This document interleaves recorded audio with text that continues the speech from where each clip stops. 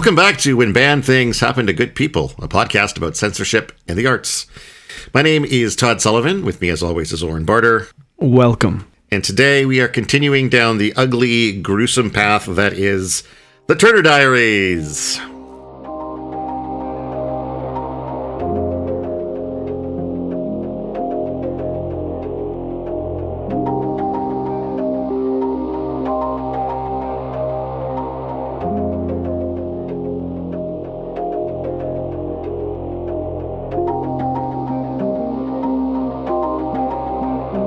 I don't know why I said welcome. I don't know. Welcome. I mean, welcome to the show, everyone. You should. Yeah. We hope you feel welcome. Welcome to the tunnel of horrors that is this book. Yeah. This book is not particularly welcoming, unless I guess you are a white Aryan type, and then it's very welcoming. How's your week been over there? Not too bad. We haven't touched in what's what I'm looking for. We haven't caught up on the New Year's Eve attempts recently. Right. Okay. How are the New Year's attempts going? Yeah, actually not bad. I think my New Year's attempt just to be more active, or was it like just health related? And I think I was going to cut back on alcohol, which I've done a lot. Yeah, you mentioned that last time. Yeah. I do think it was an overall just trying to be more healthy and more active. So I've actually been eating vegan for like the last week and a half. Mm-hmm. Which has been interesting. My resting heart rate, I've got a Fitbit now. It was like sitting around like 76, which is quite high for me. Mm-hmm. And after about a week and a half on the diet, really not moving any extra, it's dropped down to about 64. Oh, interesting. Which I thought was, kind of crazy. So feel pretty good about that. Still not moving as much as I'd like, and I'm still packing around a little extra in the trunk, but one step at a time. Hey, some people are big on that junk in the trunk. So. Maybe it'll work for you. Maybe. Have you asked a girlfriend what she thinks of the trunk junk? She likes the trunk junk, but I don't know if either of us are really crazy about the front junk. Okay, fair enough. How about you, Todd? Appropriate junk placement. That's right. That's right. I don't know. My attempt to be more Twittery has not gone well. I can't remember the last time I actually tweeted something that just popped into my head. Well, nobody's on Twitter anymore. I mean. I guess they're all over in Parler now. That's where we would find fans of this book. In Parler? What the hell is Parler? Parler is it's supposed to be a social platform for but with no censorship. People are allowed to say whatever they want. So of course, all of the crazy right-wing racist people, right? They're like, "Oh my god, I can't believe we're getting censored." Yeah, so QAnon people are there, the racists are there, and so I'm sure the fans of this book are there. So let's avoid that place. Yeah. So let's talk about this book some more. We're covering chapters 10 to 19. Well, that's what we're here for. I had this weird realization towards the end of these pages this week, and it's that the author uses a lot of kind of excited exclamation marks in certain sentences, and usually at the start of a new day, it's like January 15th. Oh my God, something happened. And it does give it kind of a bit of a diary feel, but I also feel like it gives it a particular kind of diary feel, like it's the diary of a 14-year-old girl, where everything is like, oh my God, Missy kissed Tom! Exclamation mark. And there's some of that in here too. Like he was quite excited at one point about the prospect of getting to see Catherine again because he's been on the road for a while. He's like, golly, I sure can't wait to have her in my arms! Exclamation mark. And I thought he got arrested. I thought that's why he was excited to see her. Well, he did get arrested, and then he gets broken out. And spoilers, by the way. Well, you don't have to listen to the podcast now. You know what happens. But it's when he was never mind, we'll get there. But he was out of town for weeks upon weeks upon weeks training people. and then he's missing her again at that point. We start. It's November 16th, and we sort of find out about the aftermath of the mortar attack. Oh, you know what we didn't talk about yet? What's that? What are we drinking? I'm in such a desperate rush to get through this book. I'm just skipping all of our regular preambles. I've got more of my juice box wine today, so. Okay, I got nothing exciting either. I got straight up O'Doul's, just the O'Doul blonde. Yeah. Yeah. Yeah, I need something stronger than beer to get through these. I might even treat myself to some scotch next week. Oh, okay. For the final part. Yeah, I might actually get drunk for the last one too. We'll see how bad the last 100 pages are.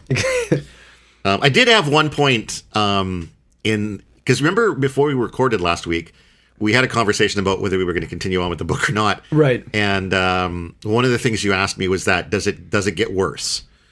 And I told you that, well, I had read it before. My memory of it is pretty slim, but I can't imagine how it could get worse. I will say that there was one tiny part of this book where I was like, oh, fuck, it did get worse. I don't know if you care to guess what that part was. If you have a sense what that might have been. Let me look back on my notes here. Because I won't tell you Is it the part with the drug addicts? No. Oh, okay. Okay, which part? I'm not going to tell you now because it'll come out of sequence, but I'll mention it when we get there. Okay. So, maybe I skipped over it. I don't maybe know. you did. It wasn't. It was a little detail that just made me go, "Oh, okay, wow." Okay. Was it the N-word? No, that wasn't surprising at all. Actually, Yeah. It's like I'm surprised it took that long for this to Yeah, come I up. was like, okay, yeah. But I think a lot of it too. It seems like earlier on, he's doing more of a job to skirt around what seems like outright racism. Mm-hmm. Like, there was a section that I read last week where he was talking about like the scourge from the East and everything else. And he's clearly talking about Jewish people, but he never uses that word. Yeah. And sort of in that first third, there's way more implied racism than there is later in the book, where it becomes more and more overt, Blatant. Yeah. including using the N-word and who knows what else. So we pick up on November 16th in the aftermath of the mortar attack. We find out that it's been harder for them to get around because there's way more ID checks. There's an increase in black crime because, of course, and then the Human Relations Council is like deputizing black people to go around and sort of police the streets. But of course, because these are black people doing it, they're demanding bribes from people they encounter, and then they're kidnapping white women and gang raping them, and all these things that would totally happen. And we find out that Turner has a bunch of transmitters and receivers to build because their communications network needs to grow. We jump ahead to November 27th, and Turner is summoned in for a loyalty check, and we find out that they have this program to kind of test the new recruits to make sure that they're actually like proper recruits and not like spies. Right. Yeah. Like you got to be full on racist. Yeah, exactly. Yeah. We don't want to like, and they made that clear when they killed that like kind of racist guy. that kind of racist guy, but like I'm not so racist. I'm going to kill these guys. What the heck? And it's this system where they like give you some drugs and they show you some flashing lights, and there's a clinical psychologist nearby, and that's about all we really find out about it. But it's supposed to find out whether you're a real racist or not. I don't know why that's funny, but it's funny. So apparently he passes the test. Afterwards he wakes up later. He's given a bunch of sandwiches and some coffee and a book, which is only referred to as the book. The book. The book. I'm surprised it's not in quotations. Right? Everything else. Yeah, the book. Well, see, that would if it was in quotes, that would imply it wasn't the book. Right, it would be a sarcastic book, just like that would be like the racists. anti-racist book, right? That would be the book about like how to come together and love each other. He'd be like, "Oh yeah, the book." So apparently, this book he doesn't really detail what's in it, except to say that in reading it, he realizes that like the fight has been going on for longer than he realized, and it's even more important.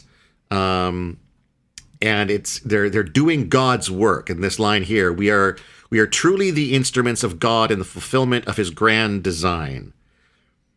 Which I'm going to admit, I don't know a lot about the sort of the religious ideas of people who are this racist, but I feel like fulfilling God's grand design might not involve actively murdering His supposedly chosen people. Right. Right? That just seems in conflict to me, but I'm sure that there's a way that they make that all connect in their heads. Well, clearly they think that they're the chosen people of God. Right, I guess. Yeah. We find out they are still gradually gaining recruits. Some are spies, but the crazy drug and light test weeds them out, and then they can kill the spies, and then feed the racist. Kill the spies, feed the racists. Kill the spies, feed the racist. Yeah, Yeah. that's so that the system. I almost said the society. We live in a society. So that the system can't find out how they're figuring out who the spies are. And then after reading through the book, Turner gets inducted into the Order, which is sort of like an elite group within the organization. Right. So it's like I guess like the different levels of being a Freemason, maybe, or you're still in the organization, but you're like it's a more because he gets a golden pendant with a poison capsule in it. So that's how important he is now. That if he gets caught, he has to kill himself. Okay. Foreshadowing? Not yet, but hopefully. And then he has to swear an oath, and this is how it was described. Then we swore the oath, a mighty oath, a moving oath that shook me to my bones and raised the hair on the back of my neck. But he didn't. But we're not told what the oath is. Just this is the whole tell, don't show of writing, right? Like, yeah. It was the most amazing oath.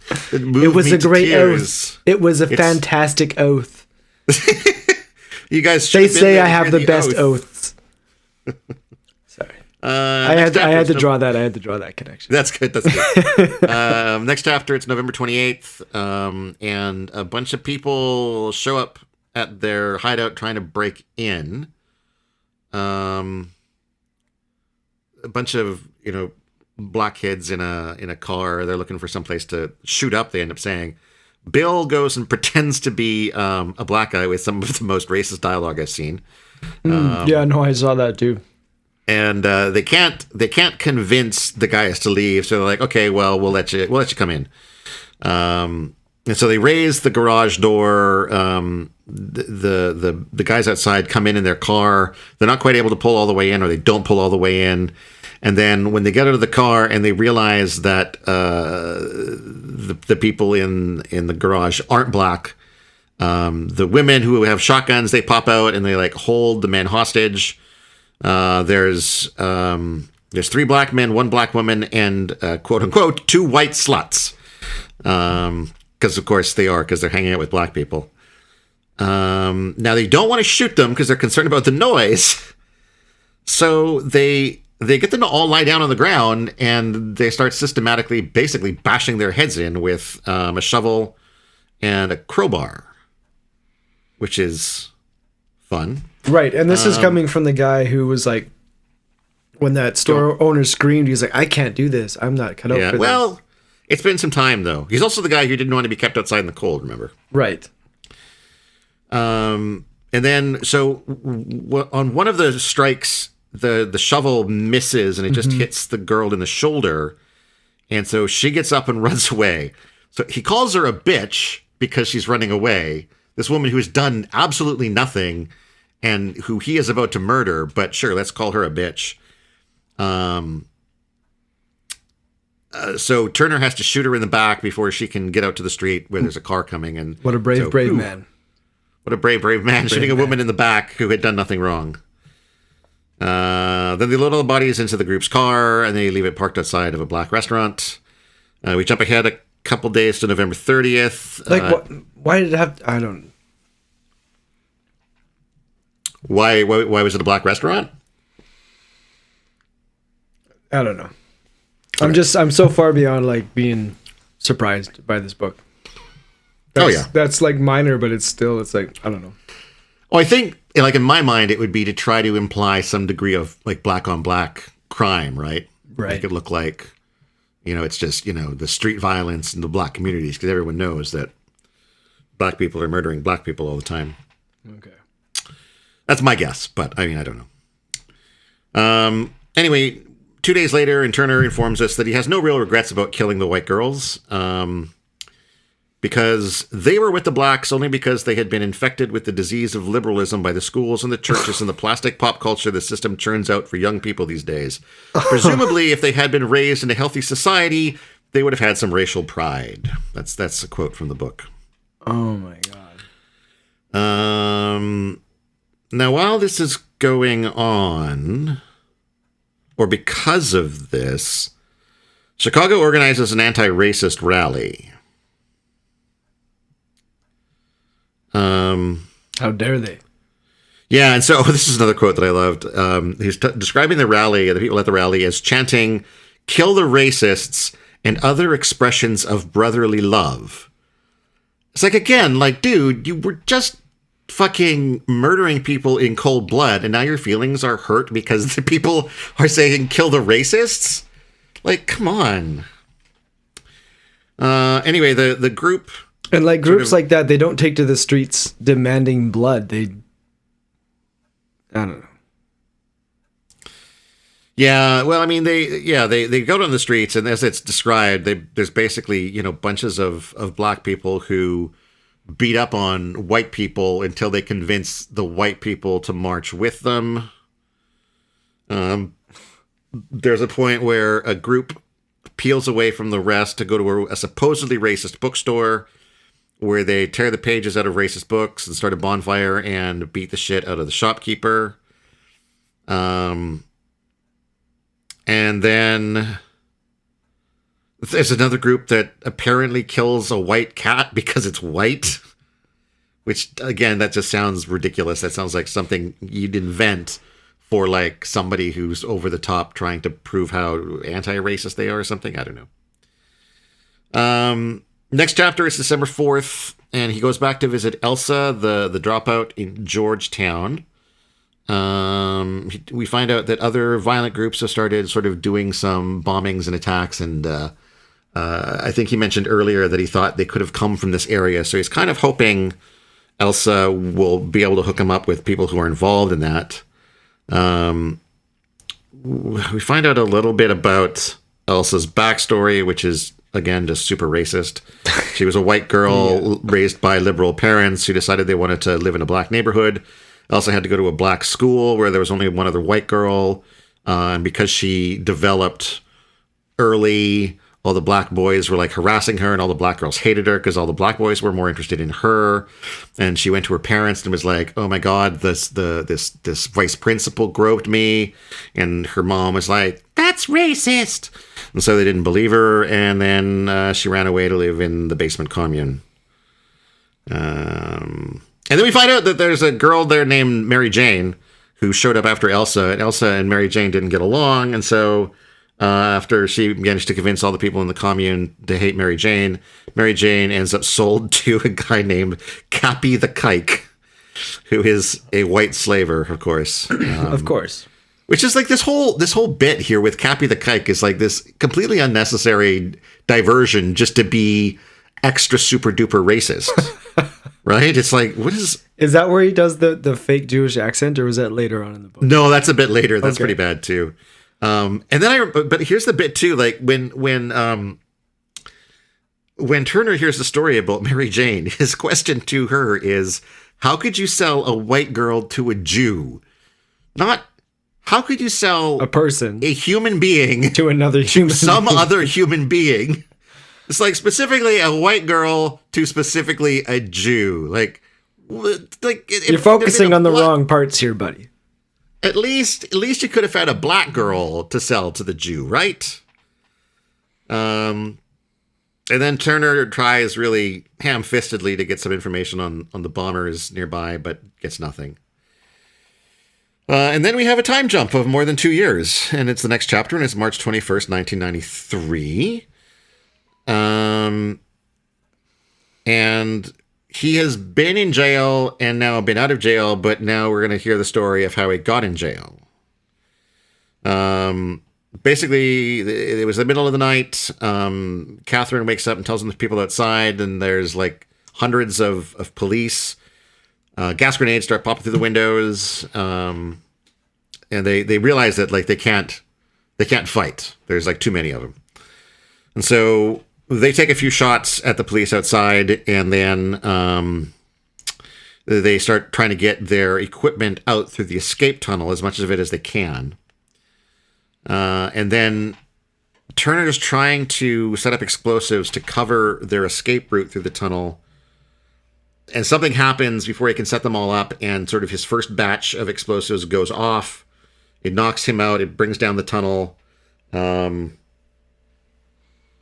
then he wakes up later in an emergency room and gets brought to the FBI basement for interrogation. And then, as he was being brought in for interrogation, I thought this was funny again, too. Although I was still disoriented and in extreme pain from my wounds, I was handled very roughly. Like, where's my rights, guy? I'm an American and I'm an American first and a terrorist second. So I would appreciate my phone call, please. He realizes he's lost his poison capsule, and he's quite worried about that because, it's like technically he should have killed himself before getting captured, but right. He got knocked out instead. He finds out that he was basically followed from Elsa's place when he left, and then he was turned in, and there's a guy here who's going to interrogate him. He's from the Israeli military intelligence, because apparently he's going to be tried by an international tribunal consisting of Americans and Israelis. Reuben, who is the interrogator. Terrorism. Yeah, I guess. Well, of course, I mean, it's always the Jews who are pulling all the strings. They're the ones in control. Right. For a second there, I forgot the guy that wrote this was an intensely horrible racist. Just for a moment. I mean, I remember it's now. Easy to forget now and then. So yes, this is actually the part that I thought might be worse than what came in the first 100 pages. When Reuben, the interrogator, shows up, and he starts reminiscing about the times that he tortured Germans during World War II.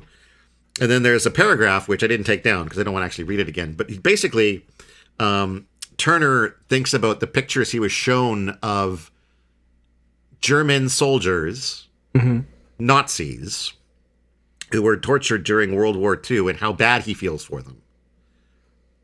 And it's like, yeah, okay. Sympathy for the Nazis here. That's, I guess, not surprising. But I guess, too, it's the fact that, I mean, obviously this guy, the guy who wrote this, would be a Holocaust denier, almost certainly. He would assume that, millions of Jewish people weren't killed during the Holocaust, and it's the Germans who got the shitty end of that deal. So Turner does eventually, Reuben is a master torturer, and so eventually Turner does answer all of the questions, although he has a little laugh about it afterwards because they didn't ask all the right questions.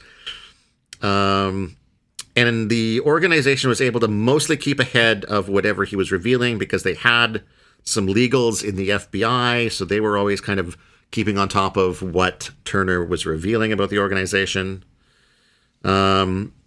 After the interrogations, he ends up sent to a place called Fort Belvoir, where all of the organization's prisoners were being kept in solitary confinement, and mostly they weren't being put in regular prisons because they didn't want the spread of their white power ideology to get to other people.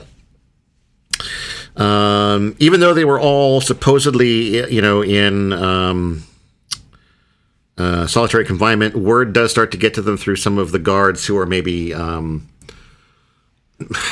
siding with them. They start getting word about, some of the organization's attacks on the system. And he somehow manages to keep writing in his diary in prison. Well, no, I don't think so, because No? he mentions that Catherine goes and grabs his diary when they leave, and basically I think this chapter is him writing down everything that had happened in the last 2 months or 2 years after he got his diary back. Okay. So it's just sort of his best memory of it. We found out that there was a pretty major set of bombings in Houston on September 11th and September 12th, 1992. 14 major bombings, 4,000 persons dead, and much of Houston's industrial and shipping facilities smoldering wreckage. It started with a loaded munitions ship. A loaded musician. Unloaded musician. That musician is wasted. Get out of his way. I know. I've seen you pretty rough when you're. Yeah, that's true. That's true. A wasted musician. A loaded musician. Loaded musician. Okay, so loaded munitions. Yeah, a loaded munitions ship detonated, blew up the crowded Houston ship channel. And there were 5 more explosions that closed the Houston airport, destroyed the city's main power generating station, and collapsed 2 strategically located overpasses and a bridge. Then there were other actions in Wilmington, Providence, and Racine. And then there's the exciting escape. A bunch of people come and break them out of jail. We don't get a lot of details here, I guess because Turner wasn't involved. This is one of the rare times when we don't get a bunch of unnecessary detail. But like he's in his cell, he hears a bunch of shots, and then someone like drills through his door, and away they go. They lost 18 prisoners and 4 rescuers. 61 prisoners were recaptured, but they managed to escape with 442 people. Brought to a safe house. The next morning, Turner gets fake ID and papers, some work clothes, and is sent to the appropriate rendezvous point where he is reunited.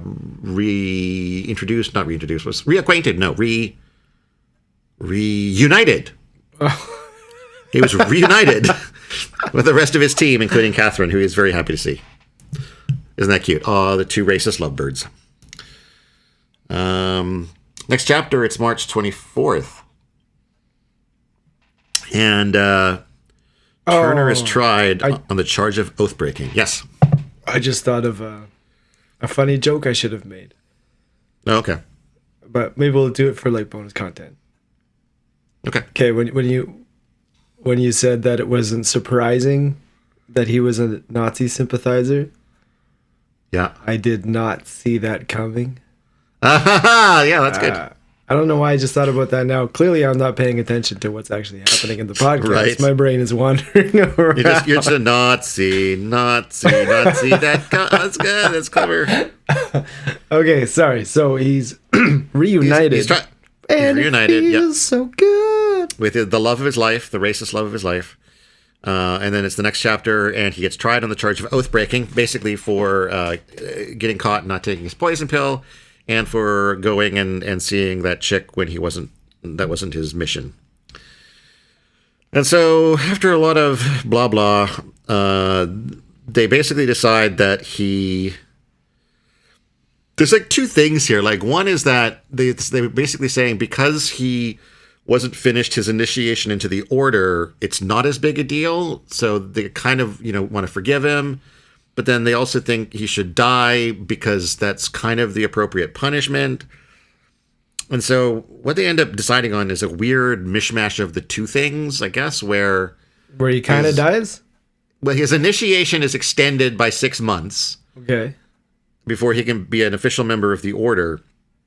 And then at some point after being initiated into the order, he's going to be sent on a suicide mission that he has to do. And basically it's like, if the suicide mission kills him, then that's fine. That's his punishment. And he's been redeemed in doing that. And if he manages to somehow escape the suicide mission alive, then the mission has still been done and he gets to live. So that's what they end up deciding to do to him. But if he survives, it's not really a suicide mission. Well, I guess that's true. But I mean, suicide-ish mission. Exactly. Well, have you seen the movie, the Mission Impossible movies?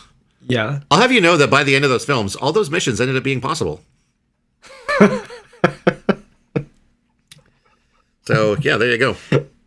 Take that, Tom Cruise. It should be called Mission Impossible. Mission Incredibly Unlikely, but there's still a slim chance. March 25th, Henry comes to visit Bill, and Henry and Bill tell Turner what's been going on. Now, isn't Bill the guy that he's like in love with? Bill's the machinist who runs a printing press. Henry's the one he thinks that like Henry's is the shit, one man army or whatever. And nothing. Well, Henry's now in the Order apparently, which is good. He does like the secret handshake or secret signal, and Henry does it back. So they're like, hee, we're brothers in the Order now. We're cool. Because the organization wasn't secretive enough. Exactly. You got to be the extra secret group. There's probably another one inside of the Order. The Clique. It's got to be it'll be called the Clique. The Clan. The Clique. The Clan. Which one? You know which one. I was, when they talked about at the Order meeting, the one that's later, I think, where everyone was putting on robes. Right. It did remind me of you bringing up last time that like the organization was just the KKK, but not named. And I did start to get the sense that the Order might be closer to that. Right. That like the organization is the group that has like all of the racists, including the ones who probably aren't quite ready to put on the white robes. But okay, the Order, but hold on. But the organization, if you refuse to kill people who aren't of the same race, they kill you. But it's like, right, it's like war. Yeah, man, like I'll kill whoever I need to, but I'm not putting that on. Like that's just too much. Well, it's too much, man. I'd like to. It's just got some bad historical connotations. Other than that, but I'll shoot this guy. Yeah, absolutely. But yeah, it's just okay. Maybe you're right. Okay. So Turner learns that the organization has kind of switched tactics and started to try to undermine the support for the system rather than attack the system directly. Well, so their idea is like it's by breaking down the system from the sides, it's going to frustrate the fence sitters more, right? Oh, yeah. So they're looking at things like knocking out power and disrupting food supplies so that the people get, hungry and cold and frustrated with the system that isn't taking care of them. And so that leads actually to the comparison to guerrilla warfare and this quote here from the book. I don't know why we held back from this approach for so long. We have had the example of decades of guerrilla warfare in Africa, Asia, and Latin America to instruct us. In every case, the guerrillas won by making the people fear them, not love them, by publicly torturing to death village leaders who opposed them, and by carrying out brutal massacres of entire village populations which refused to feed them. They inspired such terror in neighboring villages that everyone was afraid to refuse them what they asked.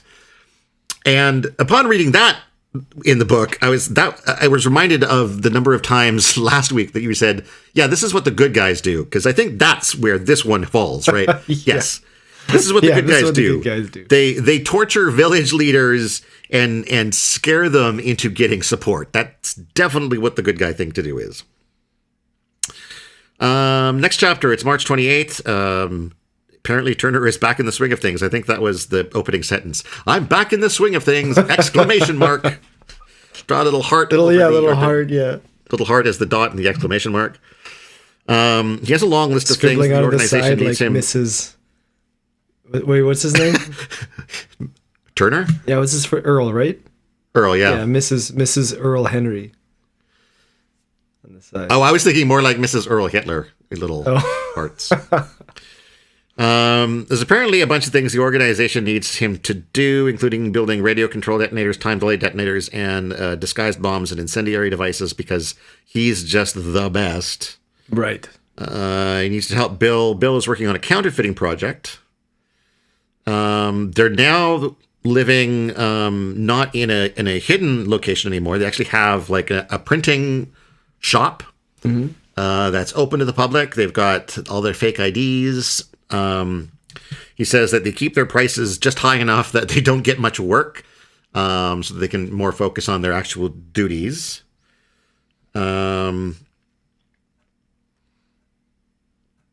Oh, and then there's this another quote.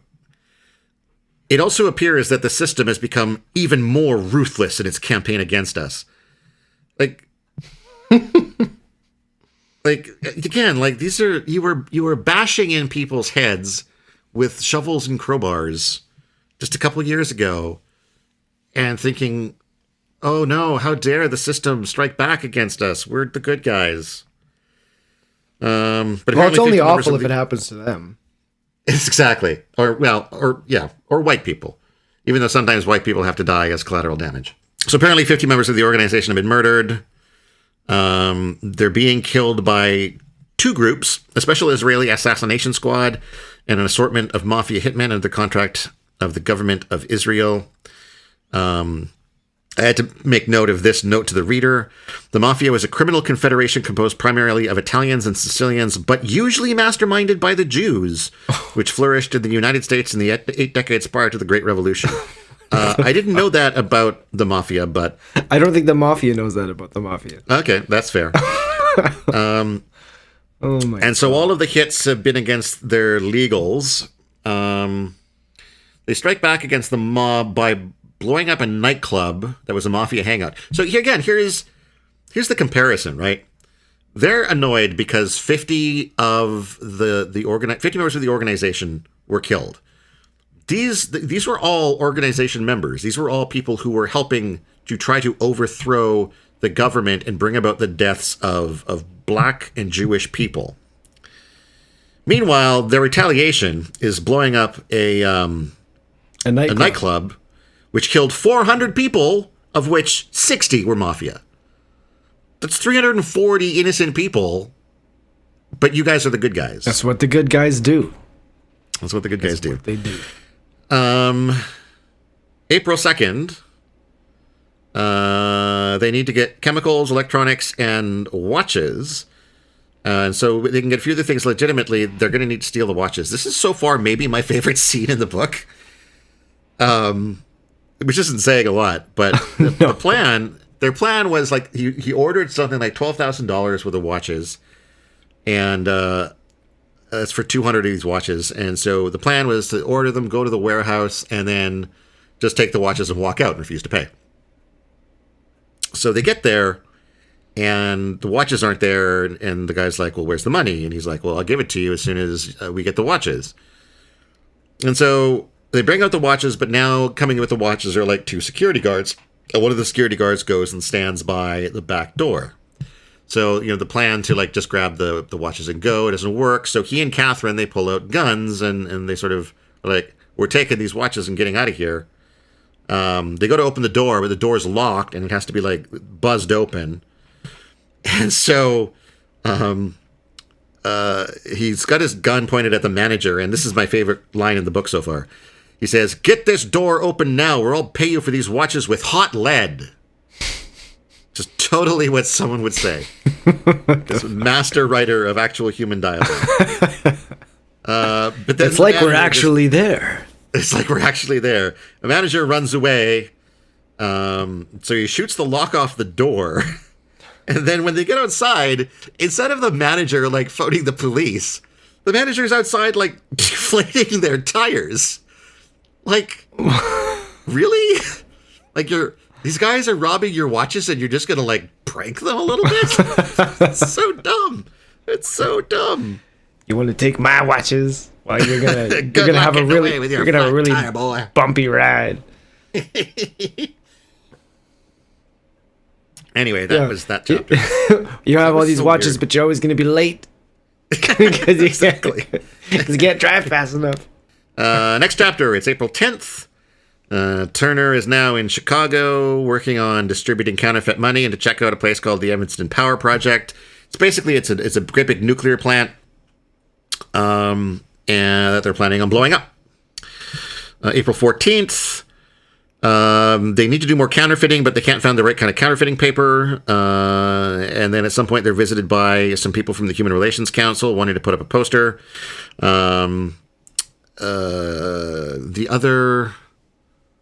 The other woman that's not Catherine, I think, is the one that's behind the counter and is like, "No, we won't want to do that." And Jack's all racist. And so Turner has to save the day by coming in and pretending to be Jewish, which is Right. about as horrifying as you can imagine. What the fuck? Turner's coming in, spouting the most stereotypical, Jewish phrases with the stereotypical Jewish accent, and Catherine comes down with the flu, so now Turner has to do the cash deliveries that was going to be her job. Meanwhile, he should be working on the Evanston operation. Man, it must be tough being Earl Turner, the most important man in the fight for freedom. And they come up with the plan of not destroying the power plant, but basically flinging a bunch of radioactive material at it so that it becomes inhospitable, like nobody can go there. And the original plan is to sort of do a suicide mission, as it were, that somebody would carry in all of this radioactive material and then drop it off and leave, and then it would blow up and release the material. But whoever carried it in would at that point have already been like so radiated that they'd be sure to die. But we soon find out that they come up with a better idea. Next chapter, it's April 20th, and Turner and Catherine have a nice day of picnicking and wandering in the woods before returning to being terrible racists. I mean, you gotta take a break from being a racist. You gotta take a break. You gotta take time for self-care. Right? Treat yourself. Go have a picnic with your racist girlfriend.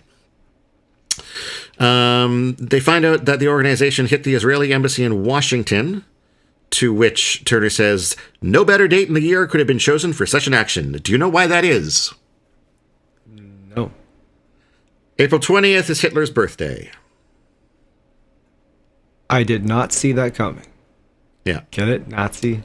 I see you worked it. I did it again. But this time it was more fluid.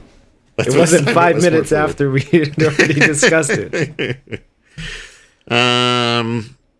They end up deciding that instead of walking the radioactive materials in, they can actually drop it in with a mortar, and that way nobody has to die. So Turner goes down to Florida, where they have like a tech there who's able to actually get radioactive materials. And Turner's like, can you get us a bunch of this stuff? And the guy's like, I don't really want to, because it's going to put my name on some things. And Turner's like, well, you're going to do it, or I'm going to fucking kill you right now. And the guy's like, yeah, okay. Then it's April 25th, and he goes to New York for a week. There's also this long story about this feud that ends up breaking out between the black groups and the Jewish groups, because I think the black groups were planning a march of some kind, and then at the last minute the Jewish people pull out, and the blacks are like, how dare you, and everybody's mad at each other. I didn't take any notes about it. It was just blah blah. Just some more racist bullshit. Just more racist bullshit. Then it's May 6th. Turner is home again. He mentions that when he was in New York, he found out that the organization has like tons of guns and ammo and mortar shells and all kinds of stuff. Now it's about, I guess, 2 weeks later. It's May 23rd. This next chapter. Now he's been in Dallas for 2 weeks, and he's going to be heading to Denver soon. He's been teaching people the art of sabotage. In Dallas, I guess, after teaching them about like different devices that you can use to like blow things up and damage things, they took some time to just sort of look at brainstorm potential targets. And then as a practice, they attacked the Dallas Central Telephone Exchange. And then there's a really long, detailed explanation of how they blew it up, which I really don't care about. Suffice to say they did. Then it's June 8th. Now he's in Denver, in the Rocky Mountains. He's bouncing between Denver and Boulder and someplace else, maybe.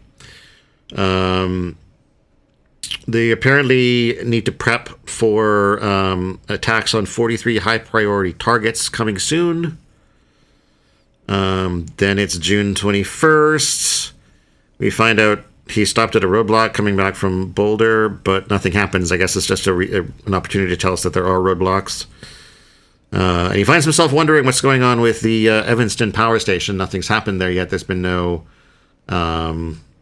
mortar shells with radiation or anything. So he's like, I bet it's that guy in Florida messing with us. Which guy in Florida? The guy who's supposed to get the radioactive materials for the mortars. Right. Who's like, I don't want to do that. And Earl was like, I'll kill you. And he's like, okay, I'll do that. And then as soon as Turner left, he's like, I'm not going to do that. And then, maybe he's not going to do it after all. What are you going to do now? You can't kill me now, can you? Next chapter, last chapter. It's June 27th. He's going to be heading to California soon. He's just gotten his orders. He's a little bit sad because he wanted to head back to Washington to see, Catherine. But he's excited because it seems like Catherine is going to be the place where big things are happening. Then it's July 1st. Things are tense in California, he tells us. With a lot of exclamation points. Wow. Things are tense here.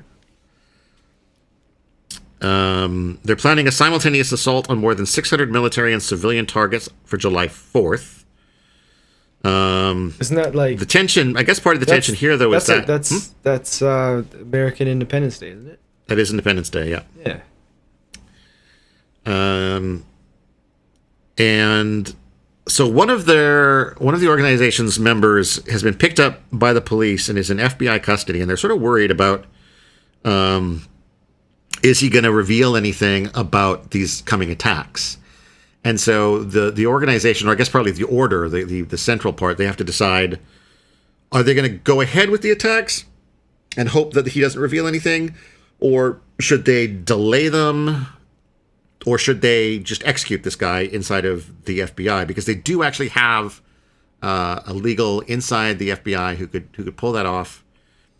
And so they decide they should probably kill him, but they're just waiting because normally he would have been picked up and sent, I think they said sent back to Washington or sent back to the FBI for further questioning. And he's still in custody in the city. So they're like, let's wait and see. If they haven't moved him by Sunday, we're probably safe. But if they do move him before Sunday, we'll have to cancel. And then there's a long blah, blah, blah about the attacks planned for July 4th, how he's surprised that their organization has kind of lasted as long as it has. He describes what they're about to do as kind of like, was it a gnat trying to assassinate an elephant? Because he estimates that their total numbers in the organization are about 5,000. But golly, he's excited to see what happens. And that's that. That's the end of chapter 19. And I'm assuming this is actually kind of a bit of a cliffhanging spot, because I imagine that the next chapter will probably see the aftermath. We'll find out what actually happened on July 4th. Right. Is my guess. Well, yeah. The next part's going to be the end of the book, so I'm going to guess we're going to find out what happened. Yeah, I meant specifically the next chapter. Oh, okay. But I got you. Yes, I'm aware of how book structure works, and that, yes, we'll find out how the book ends when we get to the end of the book. Or it could end like A Handmaid's Tale on a complete fucking cliffhanger. That's still how the book ends. What's that? It's still how the book ends.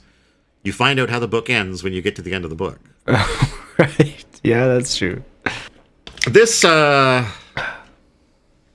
is a lot more boring, these 100 pages. Oh, God. Yeah. Not that the first 100 were particularly compelling, but there's so much exposition and so much just blah, blah, blah ranting about races and very little happening. Lots of like, I'm here and doing this and I'm so tired, and now also blacks are awful and Jews are awful and blah, blah, blah. And here's the N-word. Here's the N-word, just for fun, in case you didn't know where I stood on the side of being a racist. Was that in quotes or not? The N-word? No, the racist. Oh. Probably, yeah. Yeah, so there we go. We got one more part to do, and then we'll do a live episode. We'll do a live episode, yeah. And I want to talk on the live episode. I want to bring in a little bit of science. I want to talk a little bit, discuss with you and anybody who calls in a little bit about racism. And yeah, I think I'm excited for the live episode. Not super excited for the last episode of the book, but I think we can really take this and have a really good discussion afterwards. Yeah. I am, like, I'll admit I'm looking forward to being done this book. Yeah. I'm looking forward to having it in my rearview mirror again. You're right, though. It is super forgetful because I've pretty much already forgotten everything we talked about. Yeah, yeah. But again, that's again because I think, especially in these last 100 pages, like I said, there's so little that actually happens. It's just bits of exposition interwoven between racist tirades. There's not a lot of meat No. to the story. There's not a lot of meat to the book. No. Yeah. Any further comments? I mean, even all the things that we touched on in the last episode and this episode is just a drop in the bucket to the amount of actual racist bullshit that is just, it's just everywhere. It's in every action. It's in every thought. It's so blatantly obvious. It's ridiculous. This book is utterly ridiculous. And it's kind of, and I think we touched on it a little bit more on this episode, like it's kind of so racist it's funny sometimes. Like it's so stupefyingly ridiculous that it's the only real what's the word I'm looking for? The only real fuck. I can't even think of words right now. We'll cut all this. I'll think of the word. The book is actively destroying parts of your brain I think that used to store information. I think it might be. But yeah, that's true. There's nothing positive to be taken out of this. But again, like we're reading this, so hopefully you won't. Please don't. If you're here because you've been wondering if you should read it, the answer is no. You absolutely shouldn't. And hopefully, please do not. Whatever you need to learn about it, like listen to the 3 or 4 episodes of this that there'll be, and then maybe read the Wikipedia article about it. Then move on with your life and read something upbeat like The Handmaid's Tale. It was a joke about The Handmaid's Tale being upbeat, though. Right. Which kind of flew over your head there, I think. All right. Before we go, just a reminder of some of our links. You can email us if you like what we're doing or you don't like what we're doing and you just want to tell us one way or the other. We're at bandthingshappen at... No. You've got so many links rattling around in your head you can't figure out which one's which. Yeah, I'm pretty sure it is bandthingshappen. Bandthingshappen. At gmail.com. Send us hate mail. Send us love mail. Send us something. Yeah. Just no unsolicited dick pics. Please ask before you send. Yeah. Yeah. That includes Rogers as well. No unsolicited Roger pictures. No, it's Richard. Richard, pics, sorry. Yeah. Bandthingshappen at gmail.com. We're also on Facebook. We have a Facebook page. It's facebook.com/bandthingshappen. What else do we have? We've got a Patreon. We've got a Patreon. Blah, blah, blah media. Patreon.com/blah, blah, blah media. You can also go to Buy Me a Coffee. buymeacoffee.com/blah, blah, blah. We also have Discord. Where you can come and chat with us. Discord has got a weird link. So basically the best way to find us on Discord is to go to our Facebook page. The pinned post has a link to our Discord channel. The idea is it's a place where you can come and chat with us or chat with other people, and no one's ever there. So like you can come in and just like own the place now if you want to. And be like one of the coolest people who were there from like the day one, except it's been like day 60 or something now and there's still nobody there. That's fine. It's fine. It'll grow. They forget anything. We've got a merch store for blah, blah, blah media, but we haven't made any merch for this show yet. So best not to even talk about that, okay. I guess. All right. Now that they're thoroughly confused. Thanks for listening. This has been When Bad Things Happen to Good People. My name is Todd Sullivan. My name is Oren Barter. And until we meet again, go read a fucking book. Just not this book.